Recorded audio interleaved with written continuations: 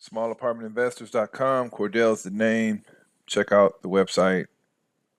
Some good data in there. Talks about mindset and skill set for buying and managing apartments, small apartments, that is. And this little video, I want to talk about reports.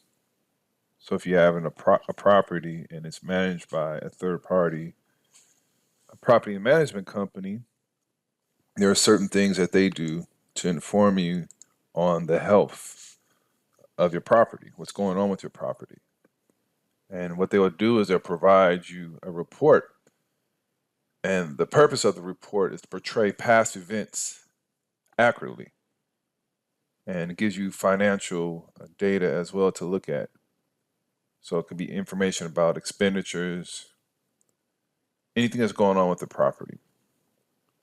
The month cash budgets, the annual operating budgets are looked at and highlighted as well. You will get rent rolls, delinquency reports, vacancy reports, and so forth for you to take a look at. Because when you are having someone else manage your property, you have to manage them, but you have to know what to look for. So be on the lookout for that. And then at the same time, as the owner, you should be the one that set the direction of the goals and objectives that you want to be achieved for your property. And then you can look at the reports and see how they're doing in regards to that. So that's it.